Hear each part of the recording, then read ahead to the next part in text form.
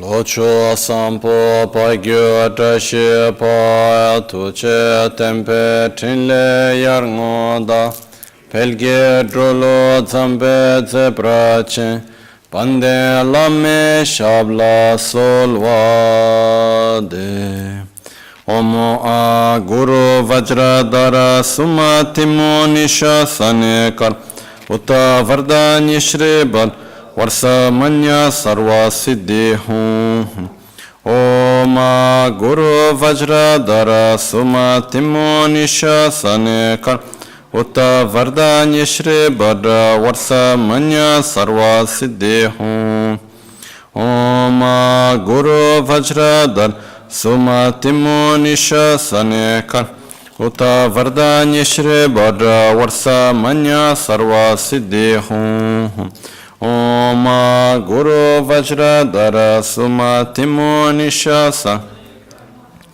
Vardani Shri Bhadra Varsa Manya Sarva Siddhi Hum Oma Guru Vajradara Sumatimo Nisha Sanekar Uta Vardanya Shri Bhadra Varsa Manya Sarva Siddhi Ahum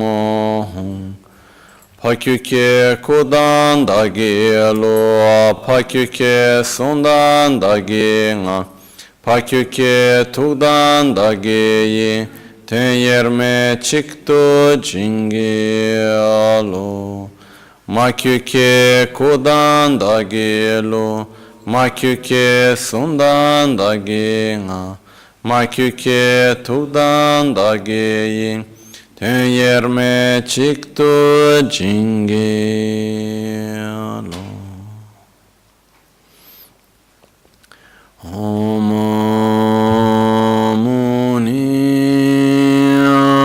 Muni Mahamuni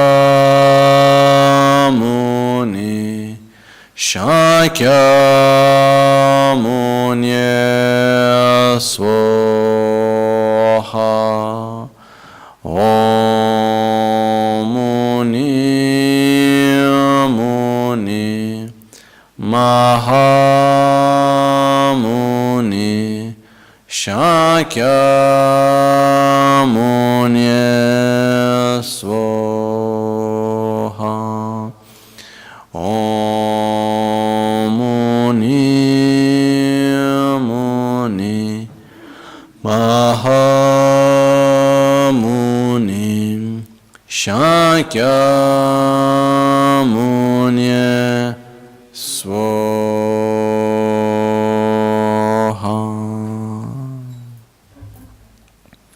So we start with the lineage prayer in page number 7. Cominciamo con la preghiera di richiesta di benedizione del lignaggio in pagina numero 7.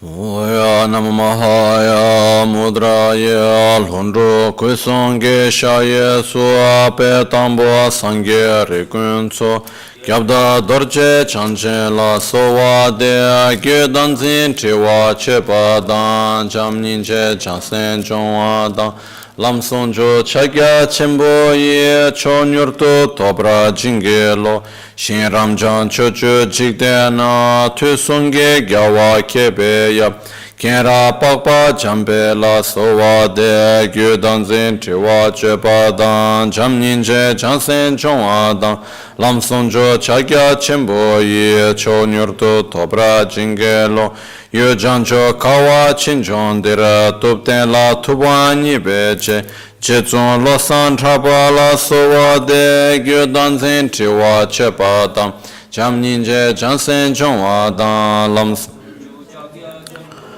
Chonyurdu tobra jinge loa jam yange sebo tsonga pe drup gyoge temba zimbe tso Thubten Chambe Gyatso La Sowa De Gyodan Zen Triwa Chepa Dan Cham Ninche Chansen Chongwa Dan Lam Sonjo Chagya Chimbo Ye Cho Nyurtu Tobra Jinge Lam Nyingye Ge Dampe Tseche Ne Kandenge Ducha Minzepe Paso Chöky Gyaltsen La Sowa De Gyodan Zen Triwa Chepa Dan Cham Ninche Chansen Chongwa Dan Lam Sonjo Chagya Chimbo Ye Cho Nyurtu Tobra Jinge Lo Rimnige Nel Jura Tarchene Chimege Rinzen Kunyepe Drupcho Dharma Benzala Sowa De Gyodan Zen Triwa Chepa Dan Cham Ninche Chansen Chong Chagya Chimbo Ye Cho Nyurtu Tobra Jinge Lo Chöky Gyaltsen Agwe para nge tunge tempe Gyaltsen zen lo san tunyo drupa la sowa de gyudan zen triwa chepa dan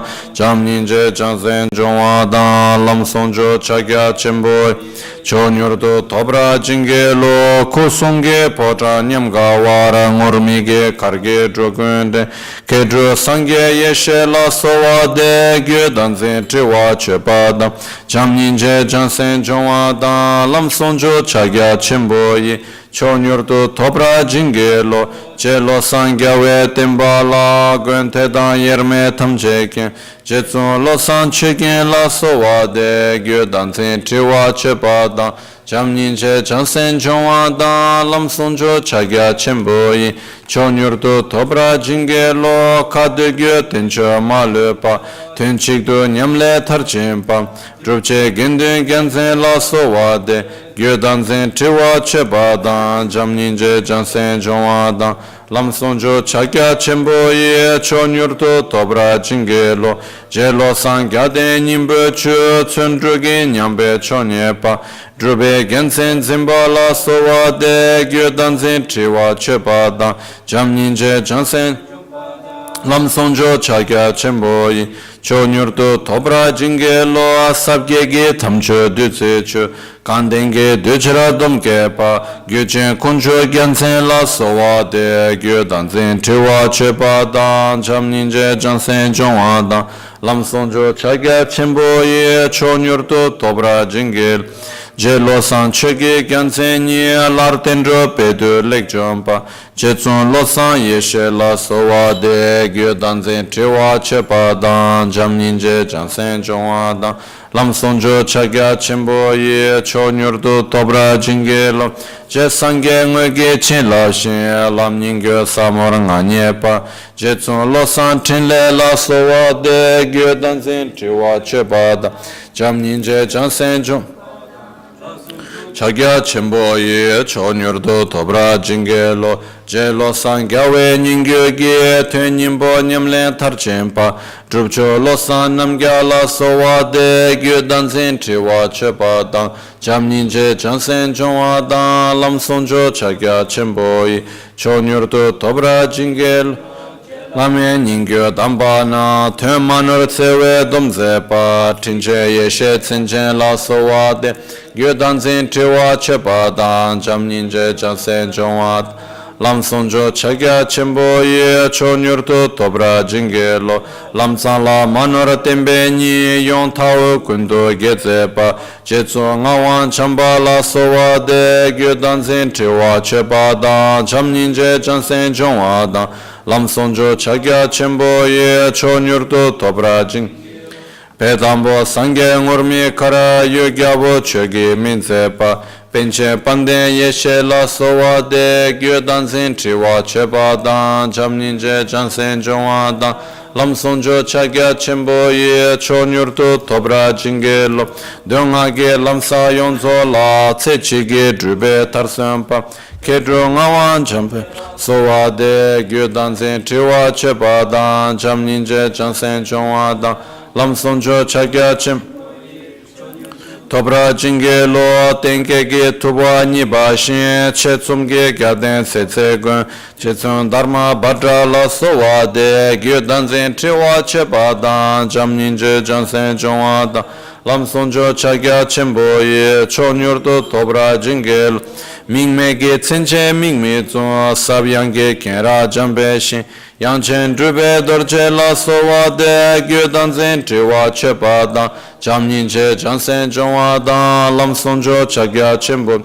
cho nyurdo tobra jinge lo de tongge nel chora tarche ne sonjo ge gyasarang shepa kedro tenzin tsundro la sowa de gyodan zen triwa chepa dan jam ninje jansen jongwa dan lam sonjo chagya chembo Tobra jinge lo sablam ge tokpa tarche ne shedru ge tembe gyanzen zen lo san tsendru gyanzen la sowa de gyodan zen tewa cheba dan jam ninje jansen chongwa dan lam sonjo chagya chembo yi cho nyurdo tobra jinge lo anye tongge trime ma gwe shim lap songge tembe nyimbe zen lo san tuyun druba la sowa de gyodan zen tewa cheba dan jam ninje jansen chongwa dan lam sonjo chagya chembo ye cho nyurdo tobra jinge lo chegyawa niba lo sandra lang urmi karge namrapa jetsung gele gyatso la sowa de gyodan zen tewa cheba dan jam ninje jansen chongwa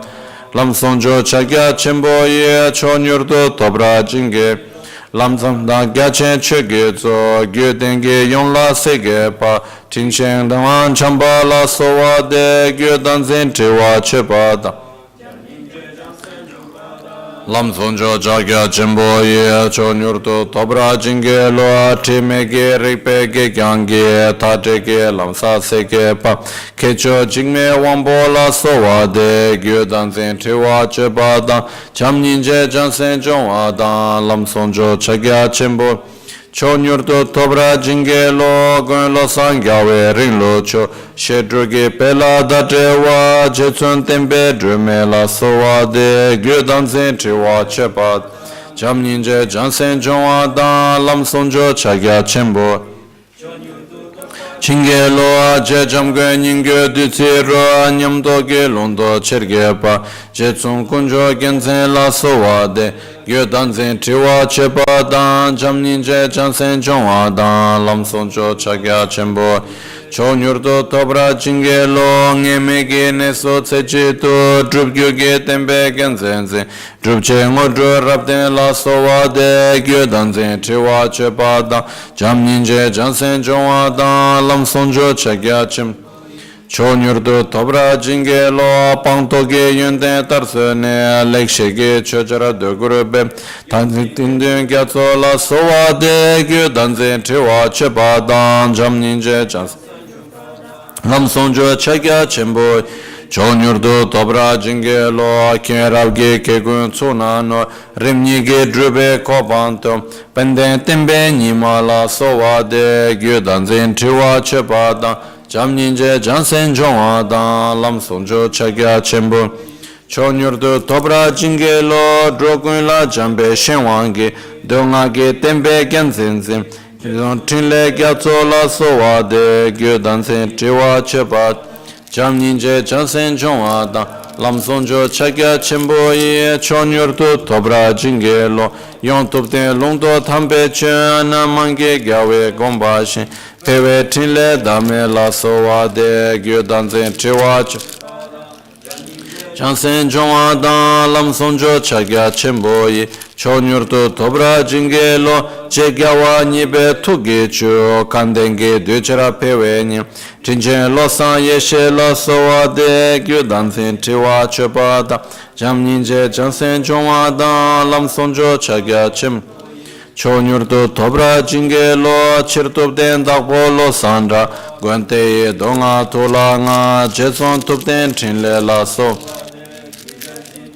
chepa dan jam ninje jansen jongwa dan lam sonjo chagya chembo ye cho nyurdo tobra jinge lo jedrudo kongme den saru te denge dechara pe dechar trinchen tsawe lama la sowa de gyodan zen tewa chepa dan jam ninje jansen jongwa dan lam sonjo cho nyurdo tobra jinge je lama sangye so tongwa dan ne korwa la shemba lokpa dan ma drogun drolwe kurgerne lam tumo dan tumo ma impe pe sonjo chagya chembote tu nyurdo tobra jinge lo pa kyuke kodan da gelo Pakyuke Sundandagi Nga, Pakyuke Tugdandagi Ye, Tenyerme Chikto Jingi Lo, Makyuke Kodandagi Lo, Makyuke Sundandagi Tugdandagi Ye, Tenyerme Chikto Jingi Lo. Sashipeki Choshiameto Tari Rabalinashi Nidegimpa Sange Shinto Mikte ulvargi drokunam dashingla chöpar shoyedam guru radna mandrala kam niryatayami. Sangye chedan tsoge chonam la janchu pardo dani kyapso che dagi cheshe gibe sonam ge drola pinchira sangye druparashu. Sangye chedan tsoge chonam la janchu pardo dani kyapso che dagi cheshe gibe sonam ge drola pinchira sangye druparashu. Sangye chedan tsoge chonamla chancho pardo dani kyapso che dagi chishe gibe sonamge sangye druparasho. In the Buddha, Dharma and Sangha, I take refuge into enlightenment. Through the merits of listening to the Dharma, may I attain the state of Buddhahood for the benefit of all sentient beings. Nel Buddha, nel Dharma e nel Sangha prendo rifugio fino all'illuminazione. Tramite i meriti di ascoltare gli insegnamenti del Dharma, possa io ottenere lo stato di Buddha per il beneficio di tutti gli esseri senzienti.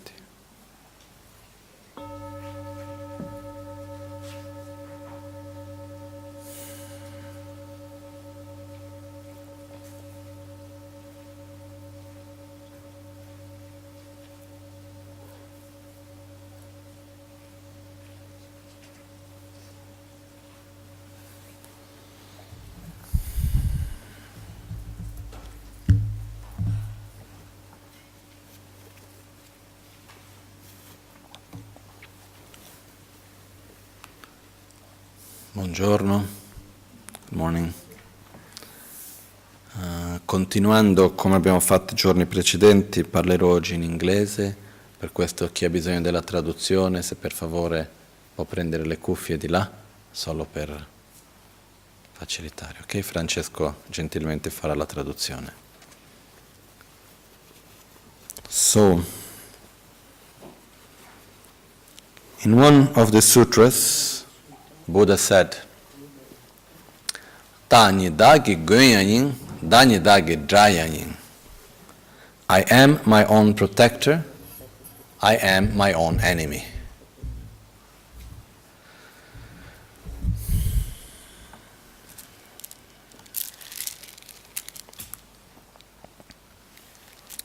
Basically, all of us, it doesn't matter who we are, where we are, in which context we live.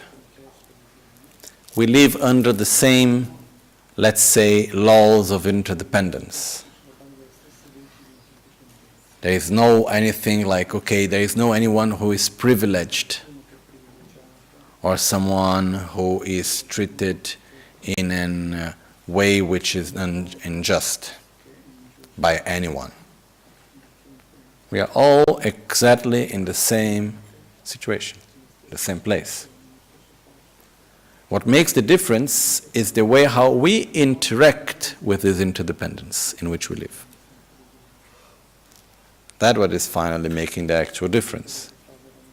Because we do have freedom, we do have free will.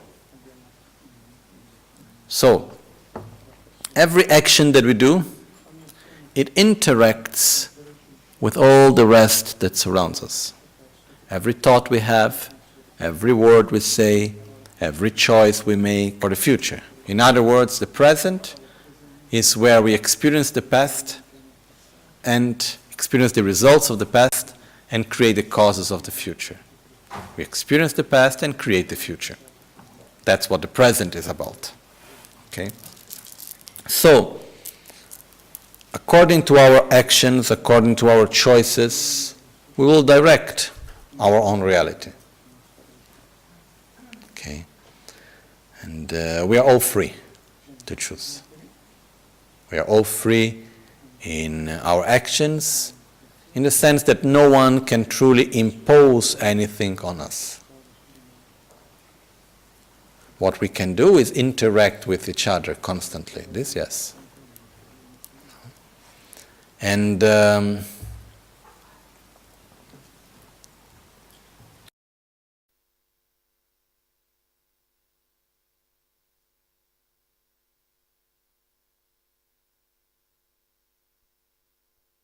come le cose funzionano, comprendere quali sono le caratteristiche della nostra mente, come funziona la mente, come le relazioni con gli altri funzionano, l'interdipendenza. Più comprendiamo come le cose sono e più possiamo agire con consapevolezza, invece di agire solo come semplice risultato di quello che succede intorno a noi. Molto spesso nella nostra vita il modo come agiamo è solo come se fossimo un risultato di cose che succedono intorno a noi. Faccio questo perché ha fatto quello, perché l'altro ha fatto quell'altro, stiamo soltanto reagendo, quando invece abbiamo la libertà di agire, abbiamo la libertà di scegliere. Certamente non siamo liberi dalle azioni che abbiamo fatto nel passato, dalle cause che abbiamo creato. Non siamo liberi dal nostro passato e non siamo liberi dalle condizioni del presente. Questo è sicuro. In altre parole, ognuno di noi è libero di fare quello che vuole, ma dobbiamo farlo con le risorse che abbiamo accumulato e creato fino ad ora.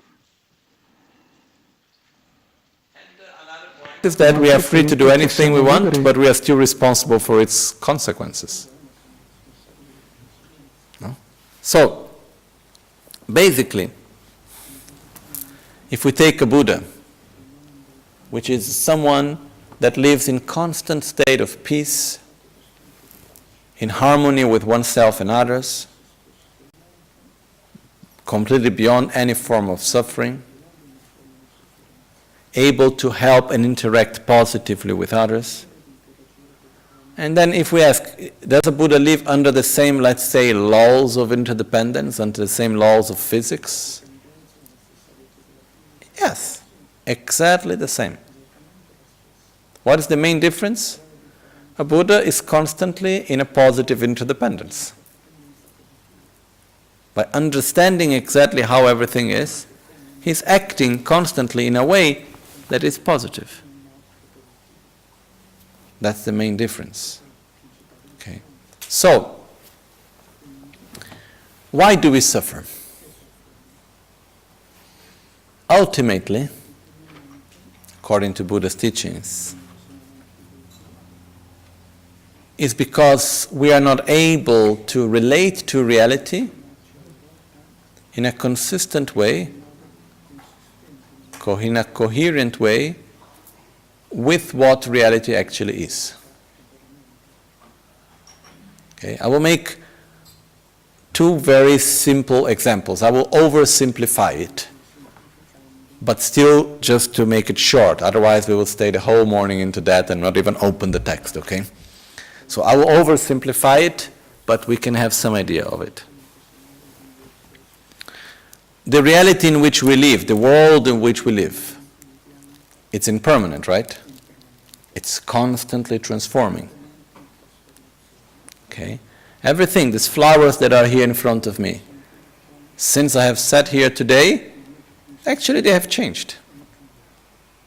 I'm not able to perceive that changes, but they are constantly changing. Okay, it's not that one day from the other they get dry. Or the water inside the vase, it is evaporating. But I'm not able to perceive it. Okay? Our face, my beard is growing since I came here this morning, but we cannot see it. Okay? And I'm getting less and less hair also slowly. It's like, it's normal for every one of us. Things gradually change. But it's gradual. And we don't see it, but it's constantly happening. So we live in a reality that is totally impermanent, which means that it's constantly in transformation.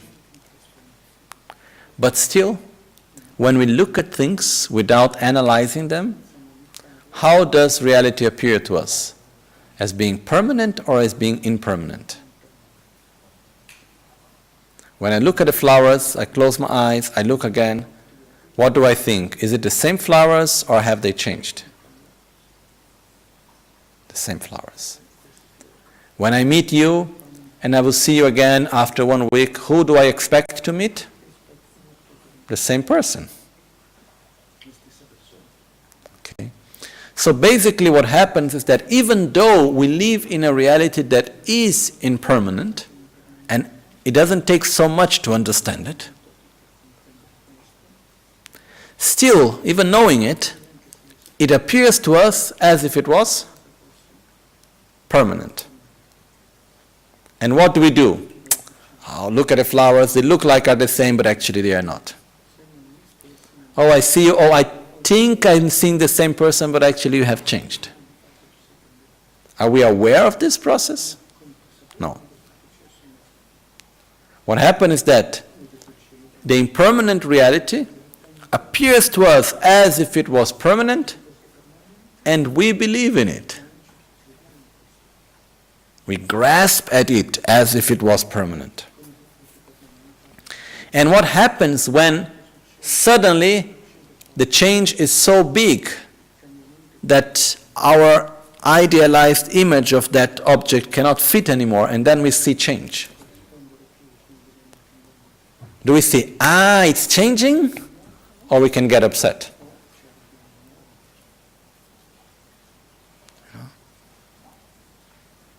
Normally, reality appears to us as if it was permanent.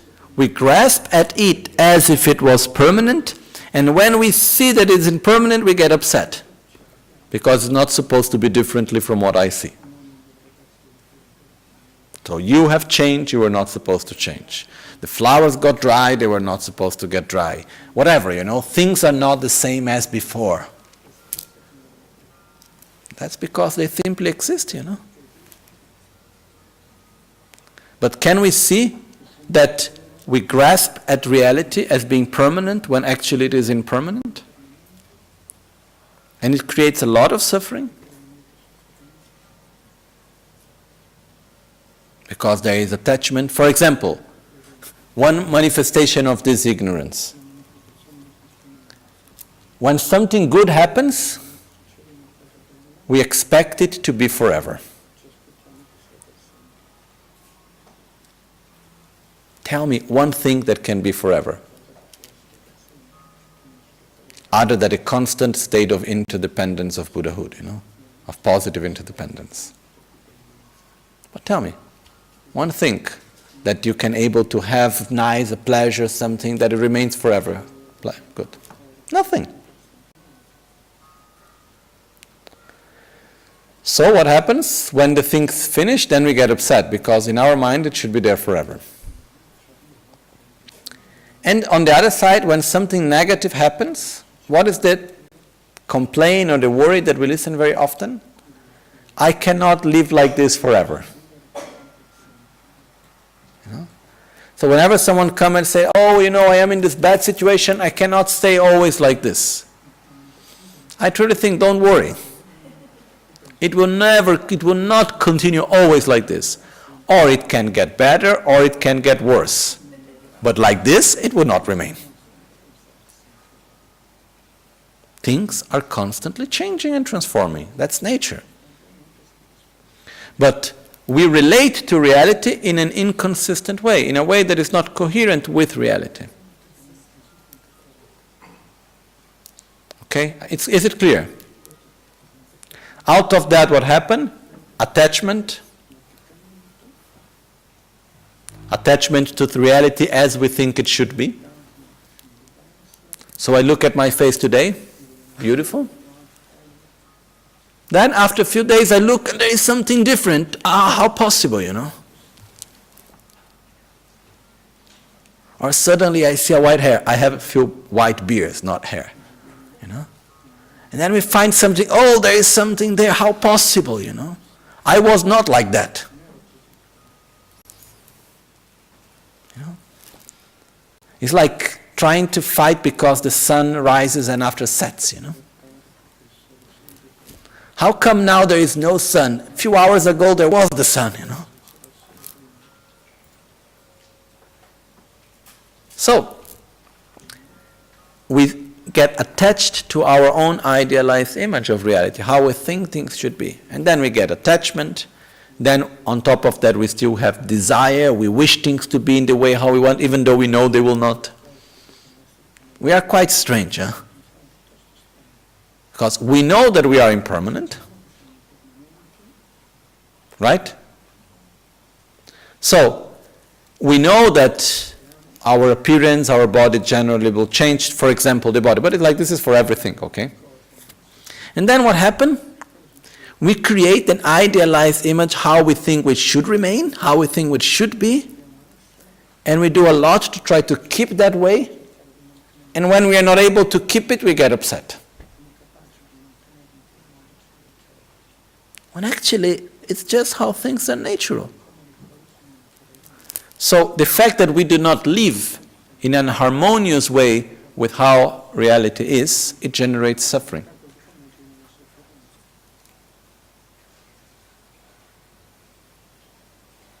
I'm not telling that we should subdue ourselves to something terrible called impermanence. I'm just saying we should live in harmony with nature. We should live in harmony with how things are. Okay? This is one form of ignorance. Ignorance has two aspects. The ignorance of not knowing and the ignorance of wrong knowing. In this case, the ignorance of wrong knowing. We see something that is impermanent as if it was permanent, and this creates suffering. Another way of ignorance, connected.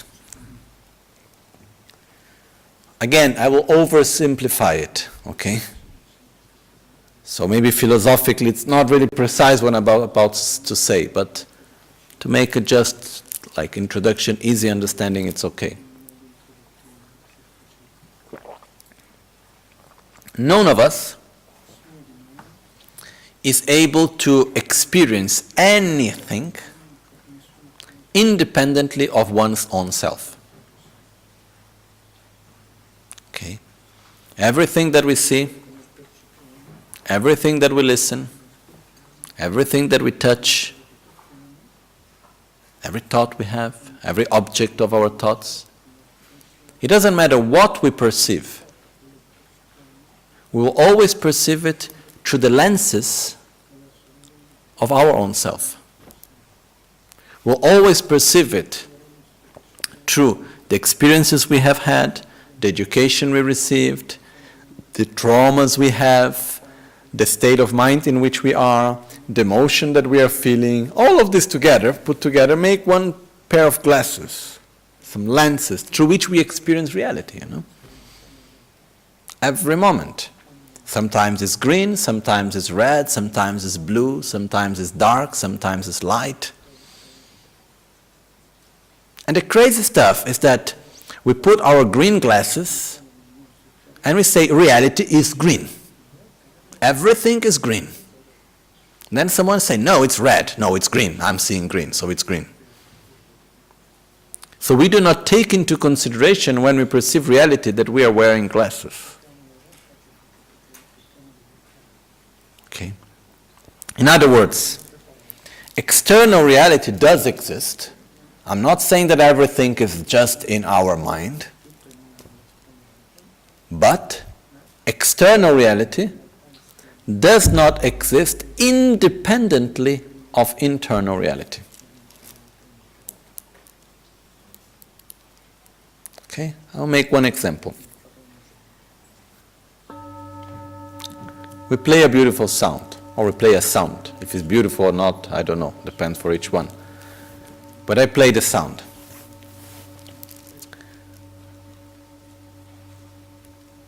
In order for us to experience reality, for example, the reality of the sound, there are different parts, different aspects of ourselves that put together, that gather together, that makes the experience.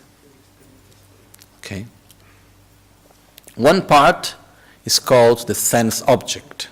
The first thing is called contact. Contact is made out of three things. Sense object, which in this case is the sound, is the vibration of the air, the vibration in the air, which starts from this bell and it goes up to us, right? That's what actually sound physically is about, is the vibration that comes in the air. Then we have the sense power, which is our actual ear. And then third, we have our sense consciousness, which is the part of our mind, of our brain, which says, yes, that's a sound, that is able to read it.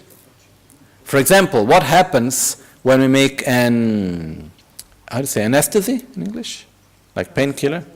Anesthetic? What happens is that we may be able to cut and not feel it. The sense object is there, cutting. The sense power, the skin, is there. But the connection between the skin and the sense consciousness, it's cut. So we cannot feel it. Okay? So in order for us to experience reality, first of all, we need three things. It's 3 plus 1, okay? The first three, which are called contact, are sense object, sound, sense power, ear, sense consciousness, the listening sense consciousness that we have, the ear sense consciousness, which is the part of our mind which perceives sound. Okay? Then on top of that, it sums up with discernment. Discernment is when we name it, what is that sound? Oh, that's the sound of a bell. What memories does it bring up? Which emotions does it make arise? Okay? And we give a name. This is a beautiful sound. That's an ugly sound. This is the sound of a bell. We name it. Okay? So now, without analyzing, when I play the bell, can we all listen to the sound of the bell? Yes or no? I suppose yes, right?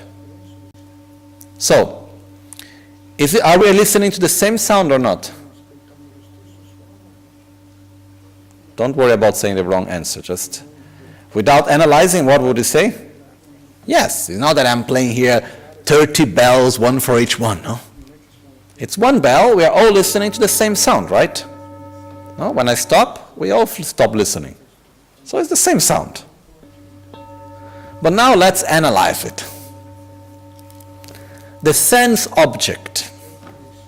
Is it the same or is it a bit different for each one? The sound, the waves that come to my ear, are the same sound waves that arrive to your ears? No. We are in different positions. The sound reflects differently. It arrives differently. So technically, the sound, the object, the sense object, the sound, is it the same or different that we receive? It's different. The sense power, the ears. Do we have all the same ear? They are similar because we are human beings, but still, they are different, right? Maybe some of us can listen to some frequencies more or less, and some of us will listen more loud, less loud, whatever, okay?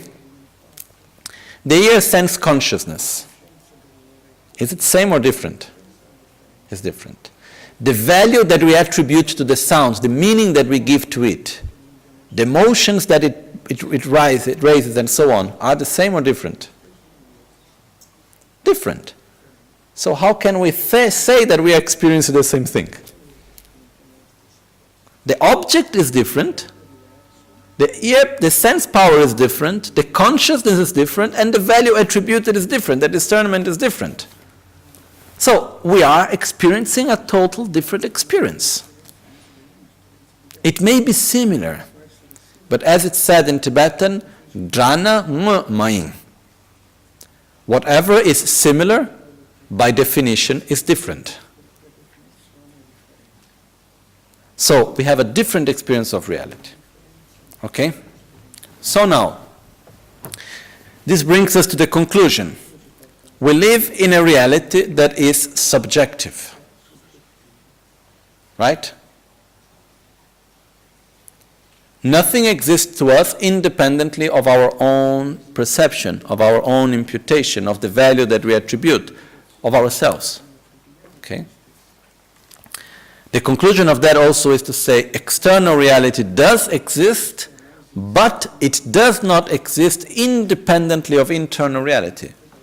And internal reality does exist, but it does not exist independently of external reality.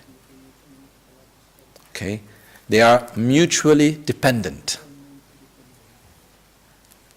It's like, for instance, when we say big and small. Is this bell big or is it small? I would say it's big. Why? Because normally I'm used to smaller ones. Okay? Is 1 hour long or is 1 hour short? Depends. Okay? Length of space and time, sizes, quantity, if it's a lot, if it's little, and so on, is just dependent on reference, nothing more than that. That's why it's relative. Okay? So big exists in dependence of small. But the small doesn't exist as small if not in dependence of the big. Okay? Another example, we put 2 chairs. Okay? And then we put 1 chair in front of the other. We sit in 1 chair. The chair in which we are seated is called this chair. The other chair is called that chair. What happened when we stand up from this chair and we sit in that chair? That chair becomes this chair, and this chair became that chair. This and that exists in dependence of one and another. Okay? The old example was this mountain and that mountain. Okay? And we can go on and on and on with many, many examples. But we can see that this doesn't exist without that. Big doesn't exist without small. Even though big is big, small is small, they are 2 different things, but one doesn't exist without the other. They are mutually dependent. That's why they are interdependent. Okay? Similar to that, inner reality, how we perceive everything, does not exist without external reality. But external reality also doesn't exist without the internal reality of each and every one of us. So they are mutually dependent. So for that they are interdependent. Okay? So we live in a world, in a reality that is subjective. It's interdependent. But now, how does it appear to us without analyzing? When we see anything, when we see the sun rising in the morning, or when we look at the flowers in front of us, or when we see another person, anything, how does reality appear to us? As being objective or as being subjective? Things appear to us in the total awareness of the interdependence in which they exist, the fact that the reality that I perceive, it exists, but it doesn't exist independently of my senses and the value that I attribute to it and the interdependence that is between us. We have this awareness normally.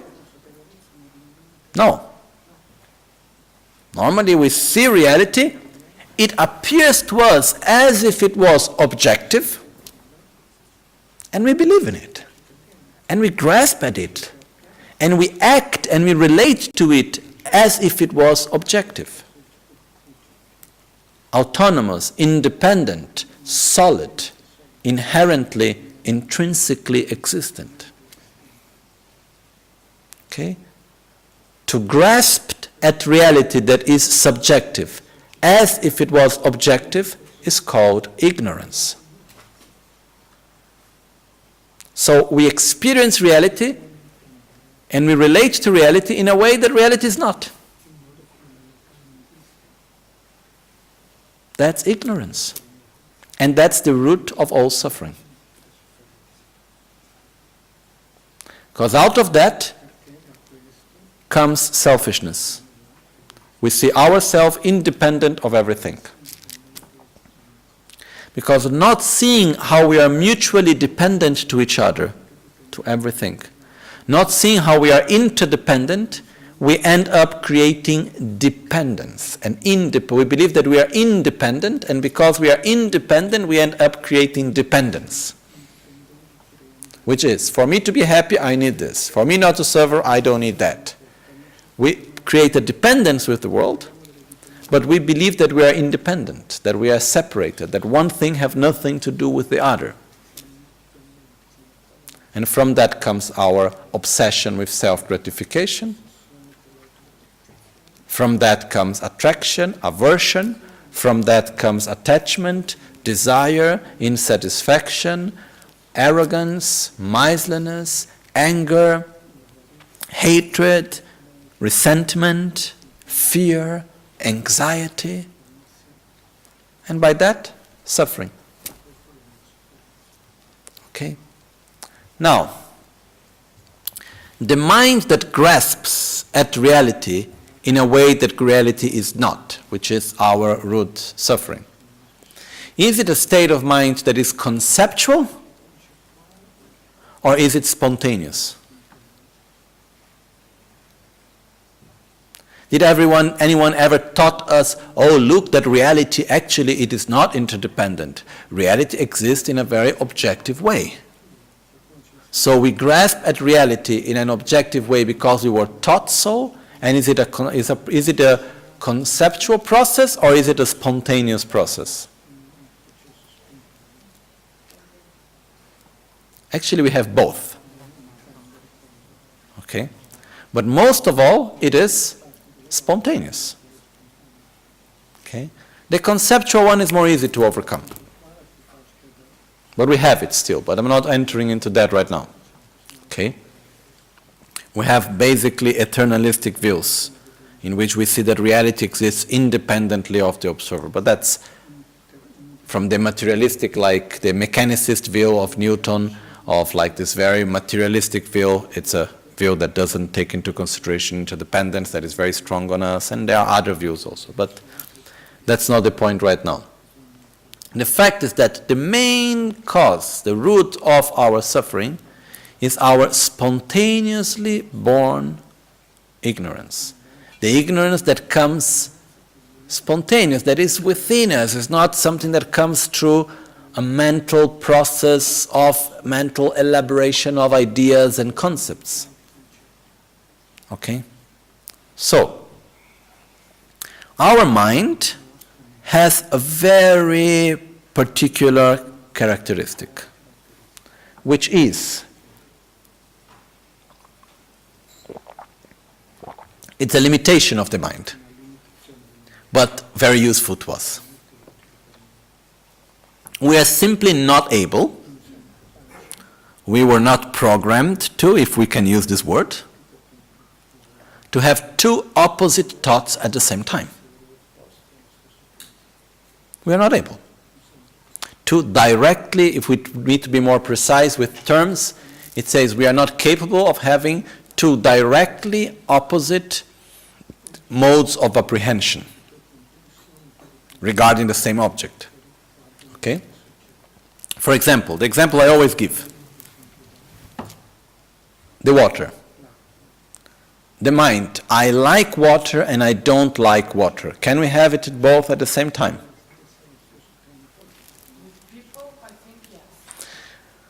What we have is that we like one aspect and we don't like another aspect. This, yes. We can have like, I like the taste but I don't like the temperature. So inside of us we mix the two things. Okay?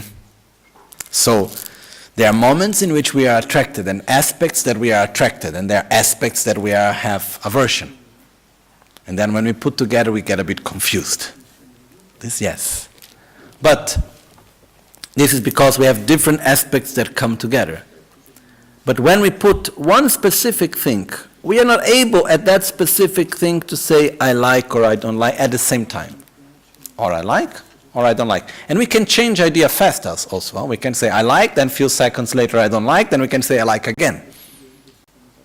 But as we do one, we are not able to do the other. We are not able to feel at the same time I wish you to be happy and I wish you to suffer. We cannot have the two things at the same time. We can have one after the other, but not exactly at the same moment.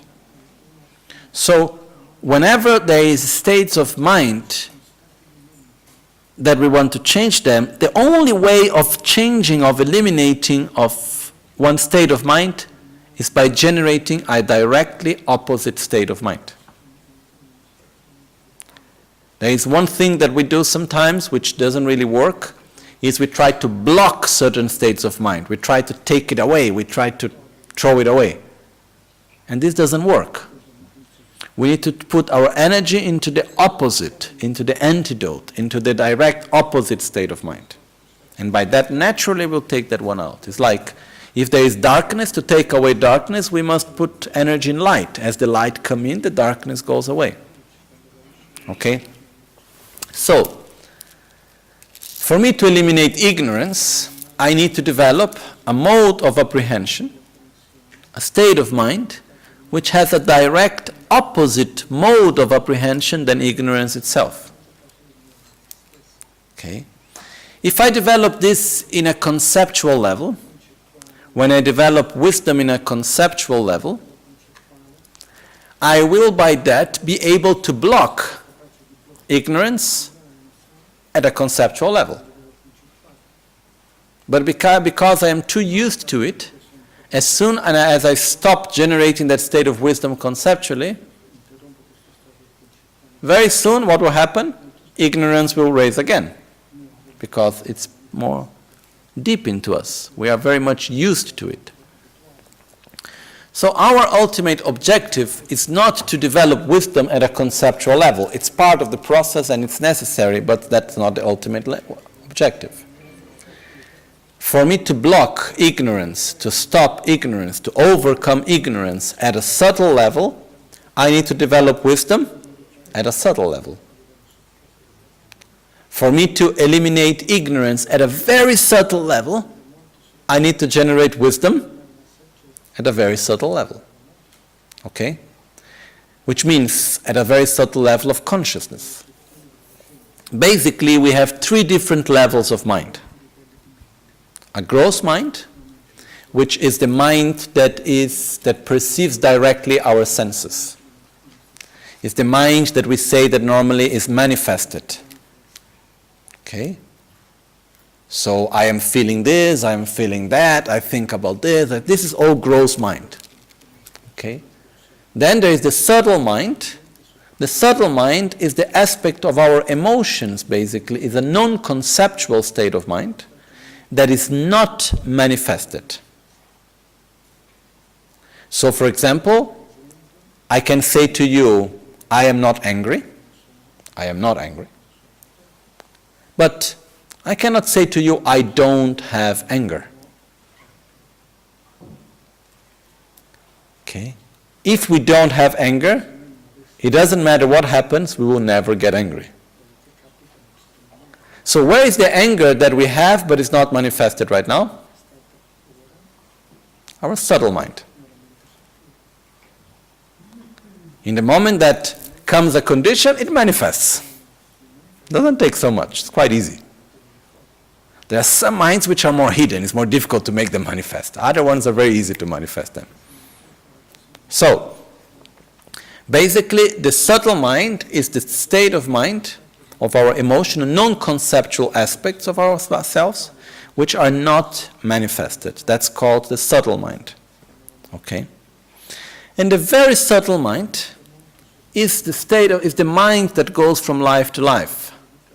It's a very subtle mind which is not even emotional. It's only where there are the imprints of our emotions, the imprints of our thoughts. It's a very, very primordial state of mind. Okay? Very, very subtle. Okay? And that's the mind that goes from one life to another. Now, making it, again, oversimplifying, one of the main objectives inside Buddhist teachings and practice that we are going to go to the Mahamudra, what's the meaning of the Mahamudra if we make it simple? Then now we will go to the text, okay? Is to be able to develop wisdom that opposes and eliminates ignorance, because when wisdom is manifested, there cannot be ignorance at the same time, okay? But if I first develop wisdom in a gross level, conceptual, wonderful, but I need to keep familiarizing myself for such a long time until I'm able to develop the wisdom at a subtle level. Then I block ignorance at a subtle level. Then I still need to stay for a long time on that state of consciousness until I'm able to change in the very subtle level. Okay? Making a metaphor, it's like if I need to fight against a big army, and I can start by fighting all the outer soldiers one by one, and then slowly I can get into the more special units, and then I can get into the ministers until I can get the king. Or I can find my way in with very difficult, very danger, but I can find my way in, and I can get the king directly. And then the whole rest falls apart. Okay? So the objective both in Tantra and Sutra, which is the Mahamudra, is the method that shows us that it's given to us in order to develop wisdom that opposes to ignorance at a very subtle level of consciousness. It's like going directly to the root and cutting ignorance. Okay? It's the most advanced type of meditation and method that is there, okay? It's like, if we follow the same metaphor as before, if some people, we can train them just to fight little bit some soldiers in the outskirts. Very, very, very few can be able really to, need very special training to be able to go inside, you know? They need many different other skills. Mahamudra is to develop these skills. Mahamudra is to be able to recognize one's own very subtle mind, which means to enter into a very subtle state of consciousness, and within that very subtle state of consciousness generate wisdom. And by that, we are able to cut ignorance at its roots. Okay? What's the good thing of it? It's much, much, much faster.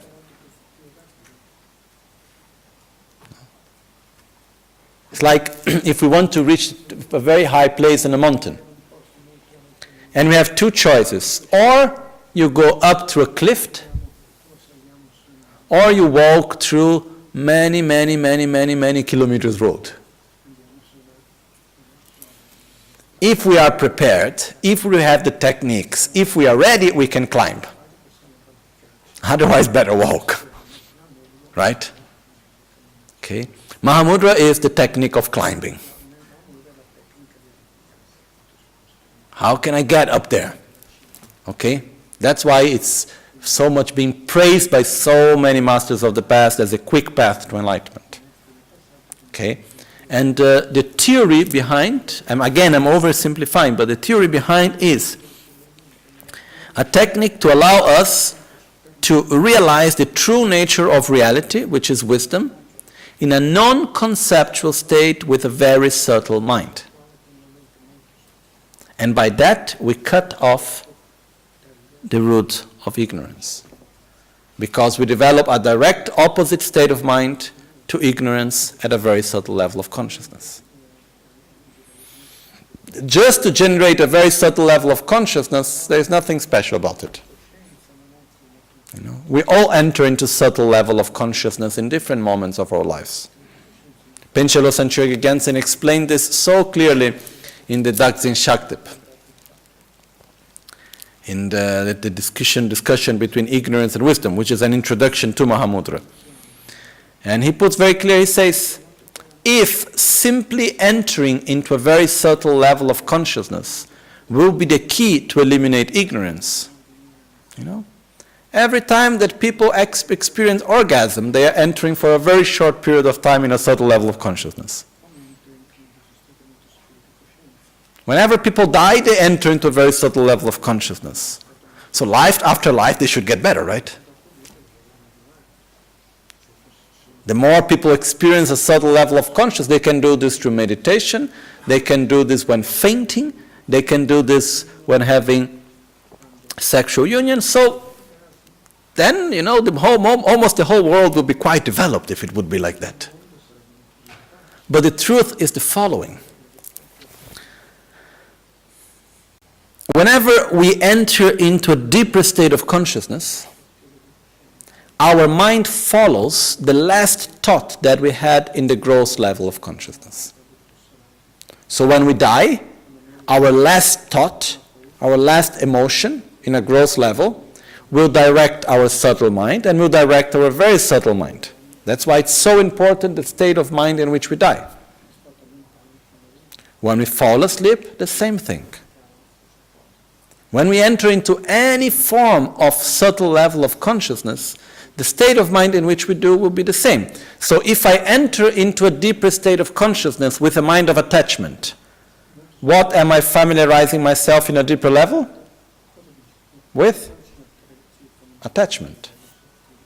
If I enter into a deeper level of consciousness with selfishness, what am I familiarizing myself at a deeper level? Selfishness. If I enter into a deeper level of consciousness with love, I'm familiarizing myself with love. If I enter into a deeper level of consciousness with wisdom, I develop more wisdom into a deeper level. Okay? So, Mahamudra is develop wisdom and allow oneself to experience that wisdom at a very subtle level of consciousness. And by that we cut off the root of ignorance. Okay? So now that we have the basic theory behind, we go through the text in which it is explaining it. Okay? I have chosen not to go reading the complete commentary because I think it is better for understanding in the context in which we are if we stick to the root text, and when we need, we go to the commentary. Okay? We will do it in this way. And the parts which I think are not that important, I will not take too much time on it. So, we go back to the text. We are now in verse number 7. Actually, verse number 6, sorry.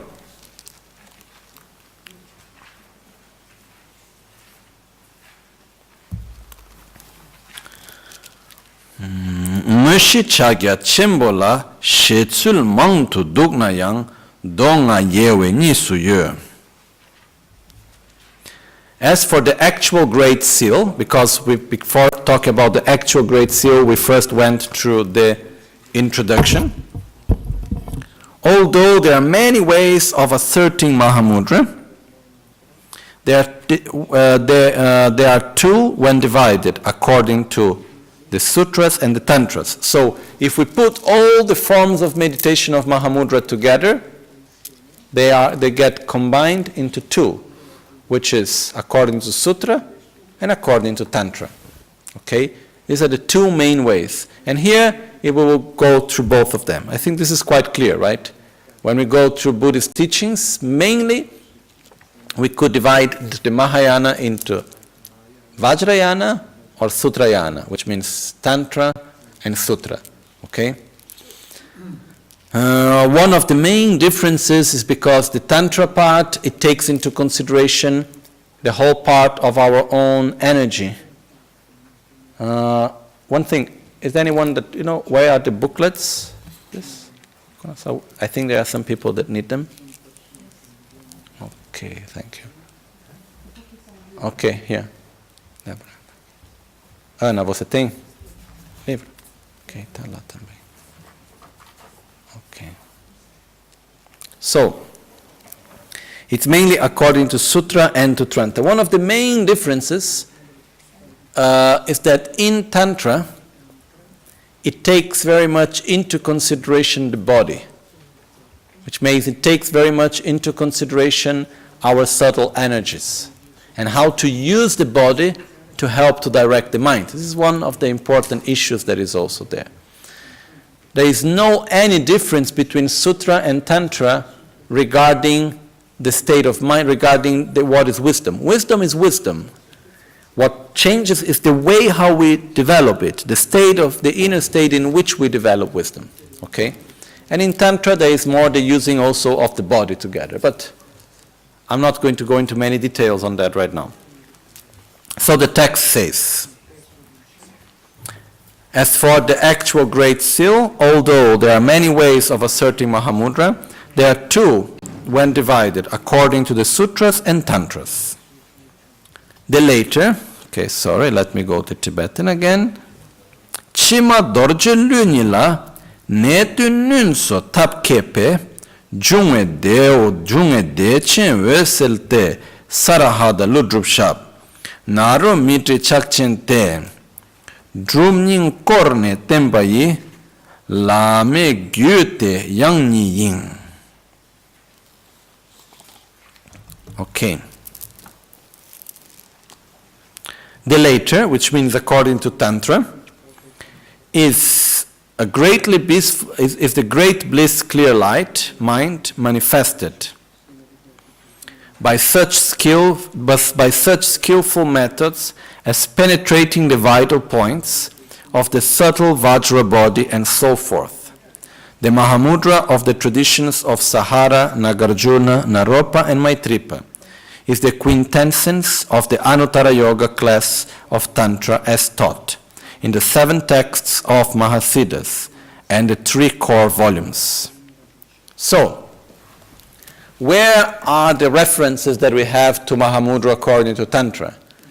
Here, Panchen Losang Chöky Gyaltsen refers, we have two main core, like a collection of texts which are called the 7 texts of the Mahamudras, of the Mahasiddhas, and the 3 core volumes. And the main masters on this lineage, coming from Buddha Shakyamuni, is here we have the great Mahasiddhas Sahara, Nagarjuna, Naropa, and Maitripa. Okay? And as it says, basically is to generate the state of great bliss, clear light, manifested, by what? By the skillful method of penetrating the vital points of the subtle Vajra body. Now, what is that? Okay? Again, I will oversimplify. Today I'm oversimplifying many things, but I prefer to say when we are oversimplifying because we need first to understand things in a very simple way, then slowly we can go into more details and understand it better. But first we need to have a more simple understanding. So our Vajra body is our subtle body, energy body. The energy body is made of what are called channels, winds, and drops. Okay? Channels, it's what creates the chakras. Winds are called the prana, is energy flow. And the drops are also, it's called bindu in Sanskrit, which is also another form of energy that flows through our body. Imagine one type of energy that goes fast, that moves faster. This is called the winds. And another type of energy that moves more slow and stays more stable at some parts. This is called drops. Okay? In Tibetan we call tsa lung tigle. Tsa is the channels. Lung is the wind. Tigle is the drops. The subtle body, it's also directly connected to our nervous system. Okay? Again, a little oversimplifying, but we could find a very strong relationship between our subtle channels and our nervous system, and the winds and the impulses that goes through our nervous system also. Okay? Anyhow, the point is the following. In order to develop a deeper state of consciousness, we must make that all the winds that are in the flowing through the whole body, actually, they need all to absorb inside our central channel. And finally absorb into the heart.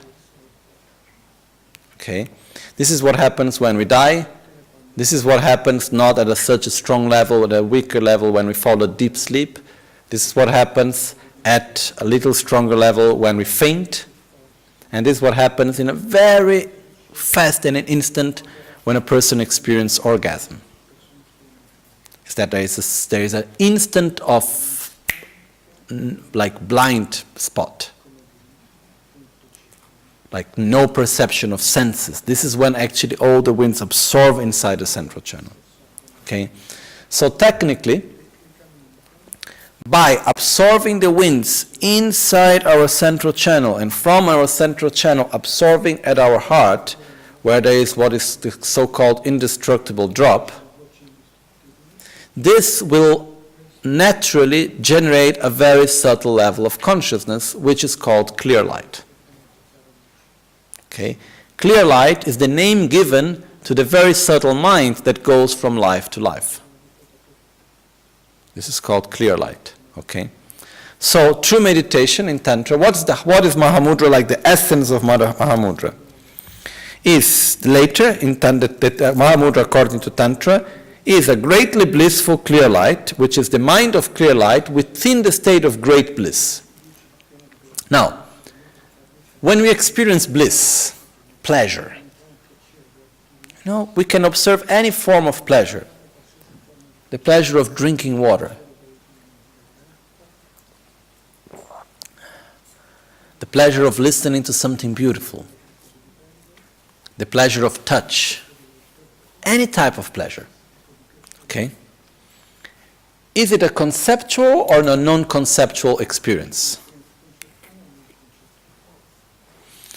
The conceptual part can induce pleasure. But when we experience strong pleasure, we are not conceptualizing. We are not analyzing. We are not doing this and that. Sure, our conception, our perception, our discernment will induce pleasure or pain and suffering also. But the actual experience of pleasure, which is physical also, when we are in the great state of pleasure, the stronger is the pleasure, the weaker the conceptual part of the mind becomes. Okay?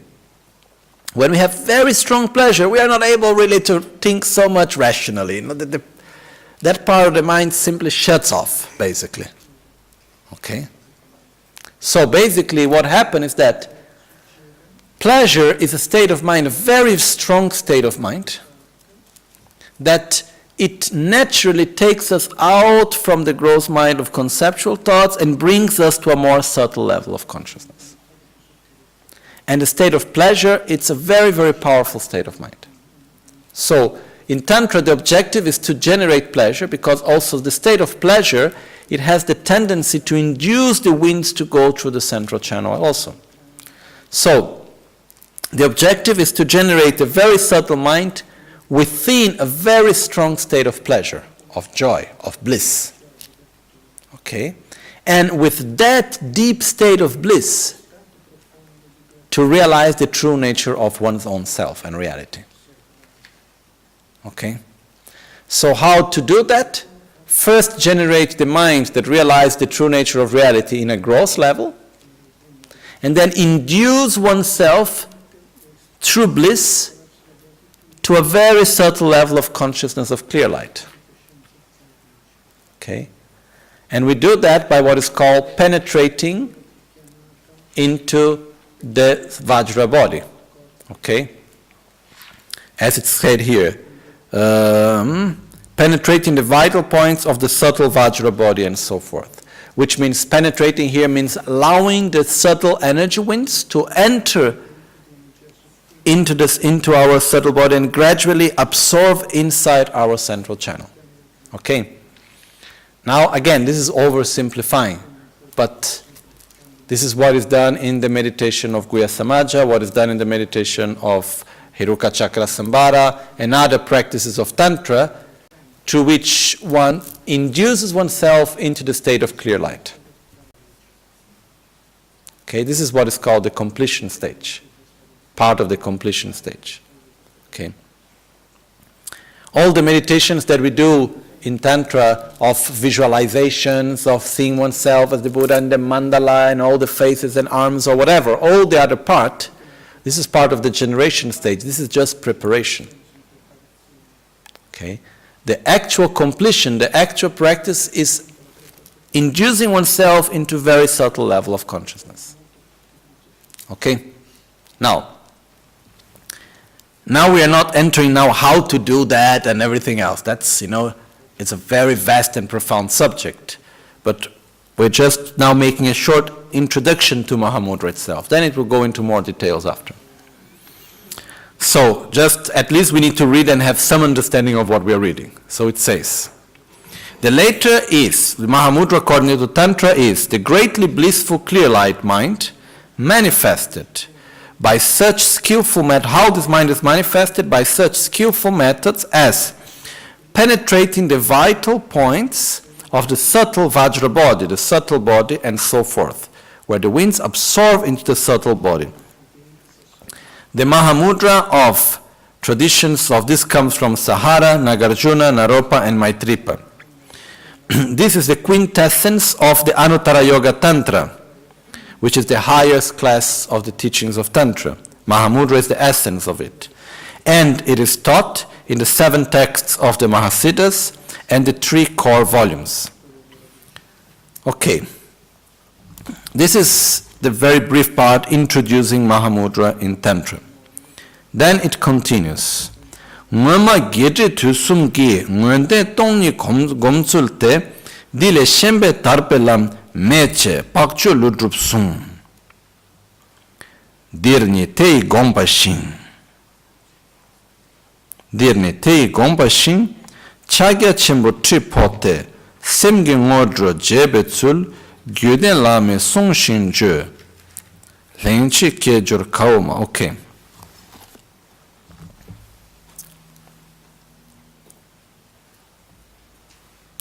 The former, the sutra, refers to the ways of meditating on voidness, on emptiness, as directly indicated in the extensive, intermediate, and brief Prajnaparamita Sutra. This is one of the main, most important sutras that Buddha taught according to Mahayana Buddhism, which is called the Sutra of Perfection of Wisdom. It's the sutra in which Buddha explains the correct view of reality. And Buddha taught this. There are 3 versions in all the 108 volumes of all the sutras of Buddha, of the Kangyur. This is present into 3, versions. We have the short versions in which Buddha explained it in 8,000 verses. Then there is the middle version, which is 20,000 verses, and the long version, which is 100,000 verses. Okay? So, this we call Bum Niti Getong. The name given to the text is the name of the number of verses. Bum means 100,000. Niti means 20,000 and Geto means 8,000. So is the 100,000 verses on the perfection of wisdom, 20,000 verses on the perfection of wisdom, and 8,000 verses on the perfection of wisdom. And the extreme short version on the sutras is the Heart Sutra. The Heart Sutra, which is called heart, which means essence, is the essence of the true nature of reality, is in very few verses, which is giving the essence of that. Okay? So, it's saying the meaning of the true nature of reality is taught by Buddha in the Perfection of Wisdom Sutras, the short, the middle, and the long version. the supremely realized Arya Nagarjuna has said, except for this, there is no other pathway to liberation. Here, I shall give instructions on Mahamudra in accordance with these intentions, and mention the technique for introducing the mind, as taught by the gurus who possesses lineage. So, let me just check one thing quickly in the commentary.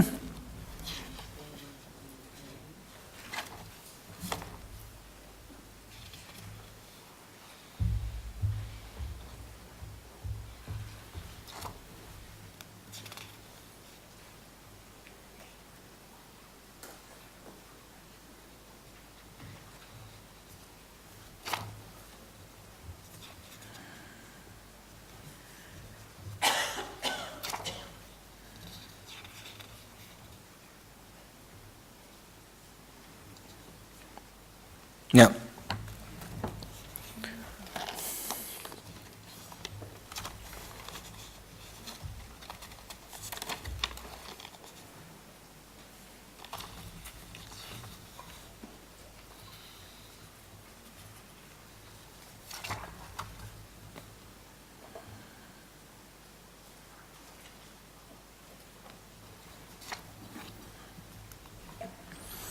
Okay, I choose not to go into details now about the Mahamudra of Tantra, because this would mean opening a whole gate, big gate, and we need to go deep into it, okay?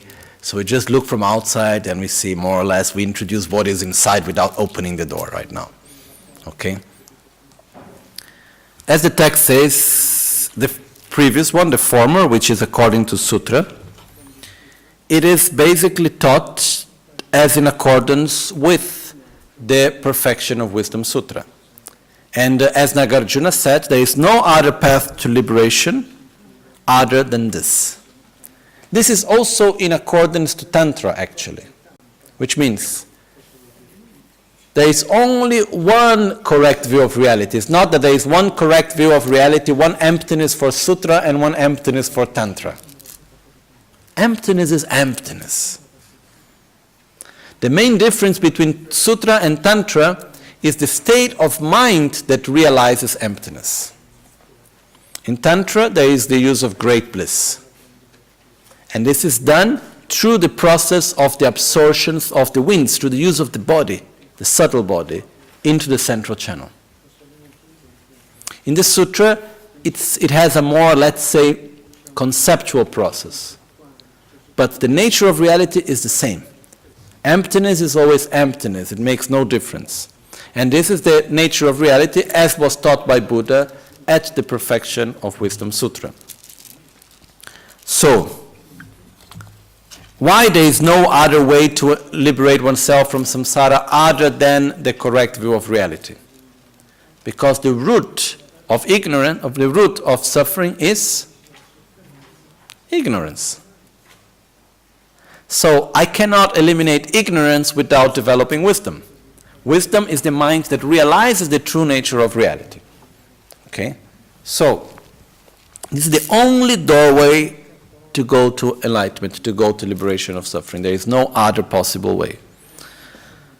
And so I will introduce here, Panchen Losang Chöky Gyaltsen, I will introduce you, mention the technique of introducing the mind as taught by the gurus who possess the lineage. Here I shall give instructions on Mahamudra in accordance with his intentions, according to intentions of, just as was said by Nagarjuna, and mention the technique of introducing the mind as taught by the gurus who possesses the lineage. Because when we talk about the part of Sutra, the part of the Mahamudra is divided into, let's say, for now, mainly two parts. Seeing the mind and realizing that the mind lacks inherent existence, realize the true nature of the mind. I cannot meditate on the nature of the flower if I cannot see the flower. To understand that the flower is impermanent, to understand that the flower exists in a non-objective way, as being empty of an inherent objective reality, I must be able to see the flower. I cannot understand that something lacks something if I don't know what this something is. As similarly to what Shantideva said, without entering in contact with the designated object, it's not possible to apprehend its known existence. Which means, in this case, we cannot understand that the flower lacks permanence if we don't know what permanence is. But I also cannot understand the lack of permanence of the flower if I don't know what is a flower and if I don't see the flower. So first I must see the flower. Then I can understand that the flower lacks inherent existence, lacks permanent existence, and so on. So here there is one part of introducing the mind, of being able to recognize one's own mind, how to observe one's own mind, how to see one's own self, one's own mind. And then once we are able to see our mind, then we meditate on the lack of inherent existence of our own mind. So Mahamudra, according to Sutra, is the meditation of the emptiness of the mind. Okay? Now, we are in verse 10. We have another 30 verses at least to go, okay? The way all of this will be more explained. So, I will mention here the techniques of introducing the practitioner to his own mind, of recognizing one's own mind, as it was taught by the gurus of the lineage. Okay? Where is? Semgi ngodro jebetsul gyuden lami song shing je. Chagya chimbu tripokte. So I will give the Mahamudra teachings in accordance to the Sutra of Perfection of Wisdoms and the commentaries of Nagarjuna. And for that reason, I will introduce you to the mind as in accordance to the teachings of the gurus of the lineage, of my masters and their masters, and so on. Okay. Lenchi kejur kauma ngade ronyum yigeshi shije choyul zokchendang ome tadri lasopa sosur mindok mangnayang Netun lungrik la keshin nyamnyon chengi neljorpe chena gompa chiktu pap. That's very important. It says, from the point of view of individually ascribed names, there are numerous traditions, such as those of the co-emergent action, the amulet box, possessing 5, the 6 spheres of equal taste, the 4 syllables, the pacifier, the object to be cut off, dzogchen, the guiding commentary on the view of the middle way, and so on. Nevertheless, when scrutinized by a yogi, learned in scripture and logic, and experienced in meditation, their definitive meanings are all seen to come to the same intended point. Which means there are many different traditions to realize the nature of the mind. And here, Panchen Losang Chöky Gyaltsen refers to the most well-known traditions of Tibet. Now, the one that we follow is the last one that he names, which is the guiding commentary on the view of the middle way, which is the one that we follow mostly in the Gelugpa tradition. But all the other ones are according to the Nyingma tradition, Sakya tradition, Kargya traditions, and so on. And in the commentary, it's referring and giving some more explanations about each tradition. Okay? So, but the main point here is that whatever tradition we take, Nyingma, Kargya, Sakya, when these teachings are followed by someone with the correct understanding and the correct experience, they reach the same place. As he says here, we can call it in many different ways. from the point of view of individually ascribed names, of individually given names, we have different names that are given. Each tradition finds a different name to it. Okay? So one tradition will call the practice of the Mahamudra as the co-emergent action. Others will call it the Amulex box. Others will call it possessing 5. Then there is the 6 spheres of equal taste, the 4 syllables, the pacifier, the object to be cut off. There is Dzogchen. There is the commentary on the view of the middle way, and so on. We can call them in different ways. We can give different sorts of explanations, different ways of explaining. Nevertheless, when scrutinized, when observed, when analyzed, all of these different traditions by a practitioner, by a learned yogi, that is learned in scripture and logic, that understands the teachings, that understands the logic behind, and that has experience in meditation, all these different traditions, they will finally bring to the same point. Their definitive meanings are all seen to come to the same intended point. The definitive meaning means what they really mean. The way of explaining is different. The terms used are different. The approach may be different, but the actual meaning is the same. This is very important because otherwise they are here, one tradition saying, oh, I am the owner of the truth. No, I am the owner of the truth. And Panchen Losang Chöky Gyaltsen is saying, no. All these traditions are valid. I'm not saying that one is valid and the other one is not valid. Any one of the traditions, if analyzed in a correct way by someone with wisdom and experience, they will all come to the same point. Then someone may ask me, then why do we need so many traditions? Wouldn't it be enough just to have one? No. Why not? Because we are different. We need different approaches. The wisdom of the Buddhas is to adapt their teachings and adapt their guidance to our needs. One person, when helping many others, what is the behavior of equanimity? To do exactly the same for everyone? Or to act in accordance to the needs and capacity of each one? For example, a mother, when in front of 10 children, or 2, doesn't matter. What is the way for the mother to act with equanimity towards all her children? To do always the same for all of them?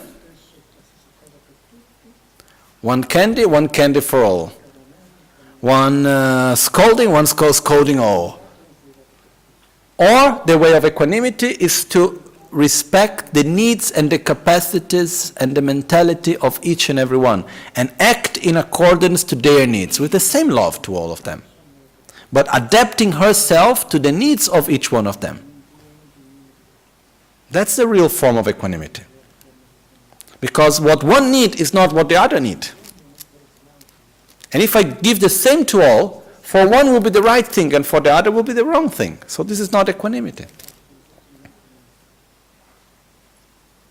Similar to that, when the Buddhas teach the Dharma, since Buddha Shakyamuni started like this and through all the lineage, Buddha taught in different ways to different people.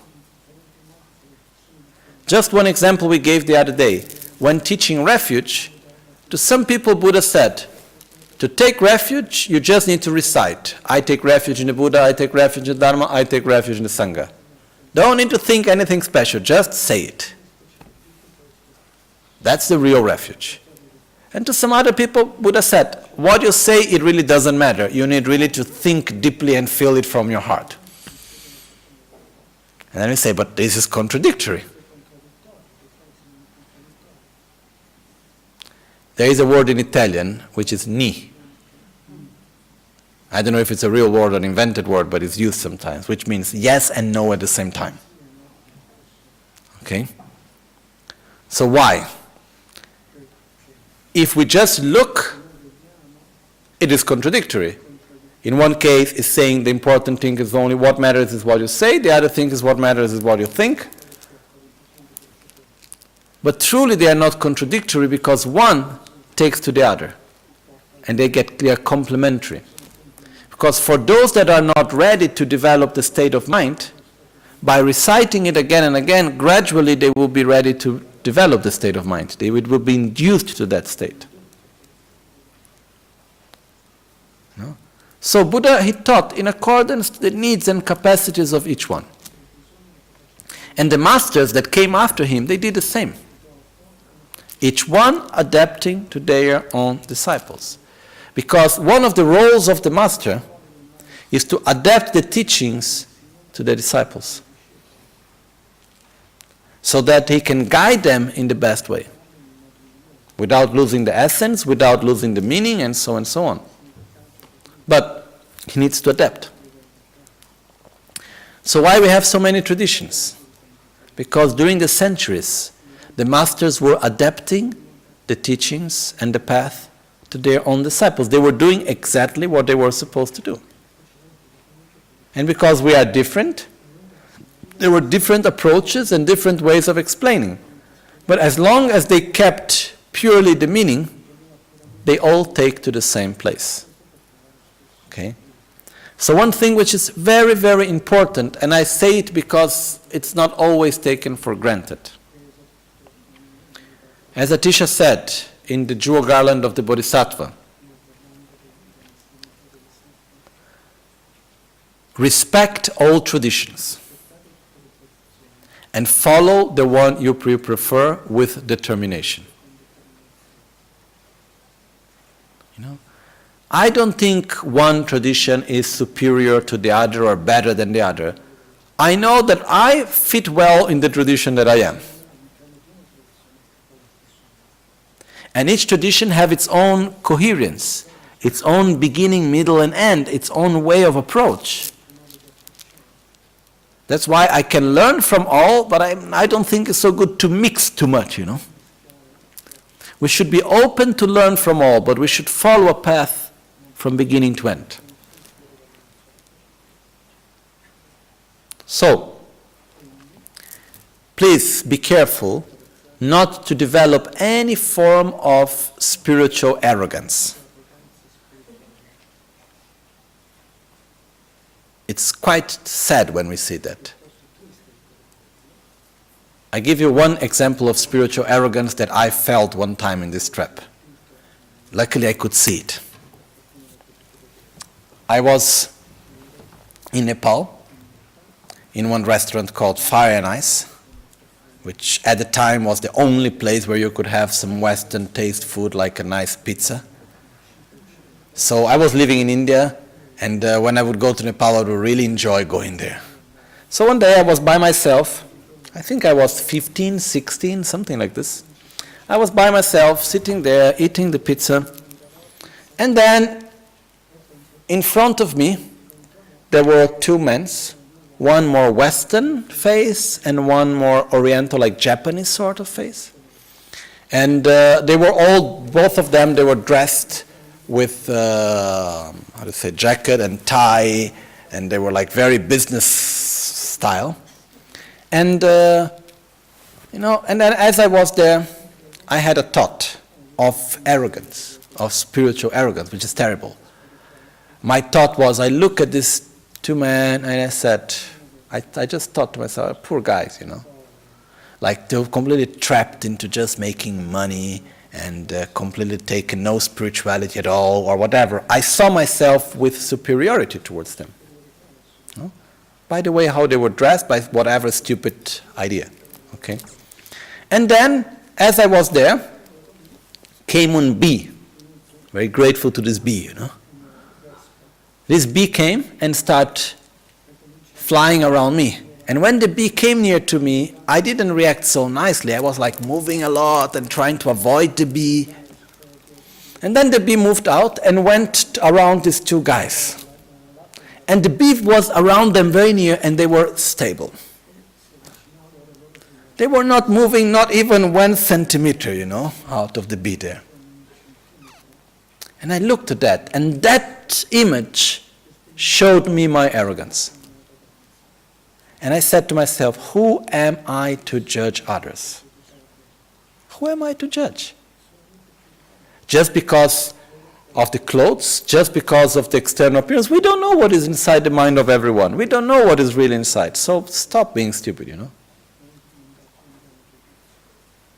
But feeling superior to others because of spiritual aspect is one of the worst arrogance that we can have, you know. And the other form of spiritual arrogance, this luckily I never fell so much into this trap. I always try to be careful. I give an example. My own perception, okay? I went one time to a very big inter-religious meeting. International, all like the very, very important spiritual leaders from different main world religions, they were all there. It was very big. It was in Israel. And it brought me actually quite a lot of sadness. Because I would see these very important religious figures going around, each one wearing their hat, with their clothes, with their entourage, not able to look at each other's eyes. You know? It's like each one owns the truth. And is not able to look at each other, you know. Who was more exchanging? More the simple people that were there. They were looking at each other's eyes and exchanging. You know? This was my perception, okay? I repeat, that's what just my perception. But if we come back to ourselves, very often we think that our religion is superior to the others. Our tradition is superior to the others. Our guru is the best guru that have ever existed. It's true. But this doesn't mean that the other gurus are not good. For me, it's the best, and I have no doubt of that. But we shouldn't put others as being inferior, or other traditions as not being good or not being truthful. We don't know. We have no experience. Whenever someone asks me, what do I think about that religion or that tradition? My sincere answer is, I don't know. I have never learned it. I have never entered into it. I have never experienced it. How can I judge it? I know something about the tradition in which I am, and which for my mind fits perfectly. So I follow it. But we need to be really careful not to enter into this game of one being better than the other, and I am superior because I am this and I am that, you know. If we start feeling superior to others because I am Buddhist and I am Gelugpa, then okay, then we are already starting really in the wrong way, you know. We need to have certainty of our path. No doubt of that. It's like one time I was in Nepal, and one person came to me and said, Lama, there is one monk from the Nyingma tradition. He's giving some very special teachings that were secret for a very long time and nobody have received them and whatever. Would you like to come? And I said, no. And then he was upset on me. He said, why are you not coming? Do you feel superior? Do you think these teachings are not valid? Why do you don't want to come? I said, no. Out of respect for the teachings, I don't go. You know, for where I am, I already have difficulty putting into practice all the things that I have received and that they fit well to my mind. Why should I go to look for something else just because to make like sort of accumulation of teachings, you know? I have deep respect, but I need to follow where I am. Making other example is like, why we dig wells? To find water. Once we find the water, what we need to do? Drink it. Use it. Cultivate the land. Wash ourselves, whatever. The fact that I find water here doesn't mean that water cannot be found in other places. But I have no need to dig other wells once I have found water in my own. I need to use it. Is it clear? So, here, Panchen Losang Chöky Gyaltsen, he puts very clear, there are many different traditions, and I'm not here to say that one is better than the other.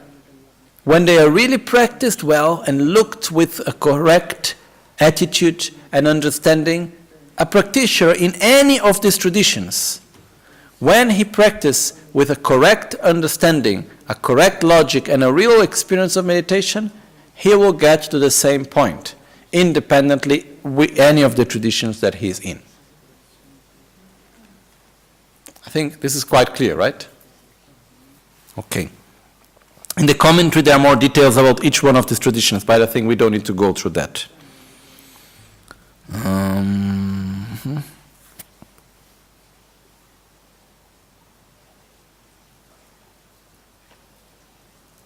Okay, we just read one verse more and then we stop here for today.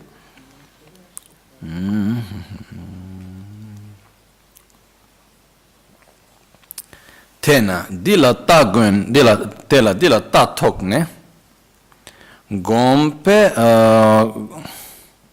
gompat soldang gom tokne tawa solwe luk nile dirni chime luk shinyins. Tena dila ta tokne gompat soldang gom tokne tawa solwe luk nile dirni chime luk shins. Gomto ne tawat solwa. Dirni chime luk shin yin. Samden dewe tekbula ne luk dun dan den chelas. Okay. So one more verse as it says.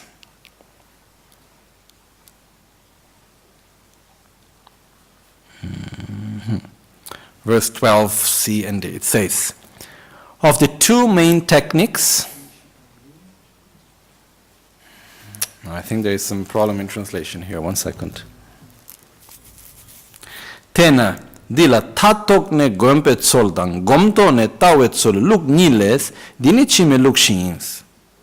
It's very clear. It says, because there is this is just my personal difficulty with translation, that the order in Tibetan and the order in English, it's different of the verb and everything. But when we translate and we keep the original order of the Tibetan, even though it may not be really correctly, grammatically correct in English, we have less danger of losing the meaning. Because here, in Tibetan, I will make my own translation, okay? And so, here, tatogne gompet suldang, from understanding the view, searching through meditation, and from meditation, searching the view. From these two systems, here we follow the later one. Okay? Then we read the translation we have here. It says, of the two main techniques, and here the translator added, of the Sutra tradition and of the Mahamudra, seeking to meditate on the mind through a correct view of reality and seeking a correct view through meditation, I shall explain here in accordance with the later technique. But it's not that there are two main techniques of this Sutra tradition. It's that there's just this one that I explained here, which is also correct, which is according to the Sutra tradition. It's just that when we're changing the order, for my mind, it fits better. Anyhow, of the two main techniques of the Sutra tradition of Mahamudra, which are seeking to meditate on the mind through a correct view of reality and seeking a correct view through meditation. So first we learn how to meditate, and through meditation we learn how to find a correct view of reality. I shall explain here in accordance with the later technique. So the text that we are going to follow the instruction is, first we learn to meditate. Then after we realize the correct view of reality. There are other techniques in which we say, first you understand the correct view of reality, and from that after you learn how to meditate. Here we will do first meditation, and then the correct view of reality. Okay? And that's why just after that it starts explaining how to meditate. It explains the right posture of meditation, of body and mind, and so on, which we will start tomorrow. Okay? Good. So I think we could get to quite a good point of the text. So tomorrow we will start the actual part, which is explaining meditation, which is very beautiful the way Panchen Losang Chöky Gyaltsen explains here. Okay?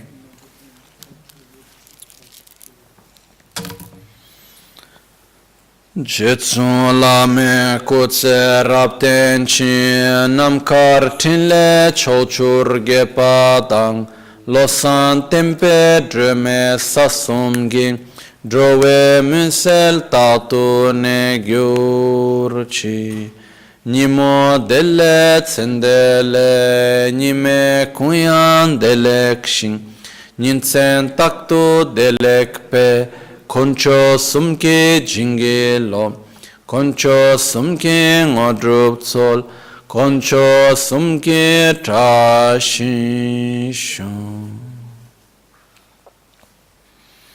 At dawn or dusk, at night or midday, may the three jewels grant us their blessings. May they help us to achieve all realizations and sprinkle all the path of our lives with various signs of auspiciousness. All'alba o al tramonto, di notte o durante il giorno, possano i tre gioielli concederci le loro benedizioni, possano aiutarci ad ottenere tutte le realizzazioni e cospargere il sentiero della nostra vita con molti segni di buon auspicio. Om Temba Lama Sangye Rinpoche, Kyoba Lama Tamcho Rinpoche, Demba Lama Gende Rinpoche, Kyamne Kuncho Sumla Chöpa. Locho sambo pa gyu trashi pa tuje tembe trinley yarngoda peke drolo zambe zebra che pande lame shela chopa. Buon appetito. Grazie a tutti.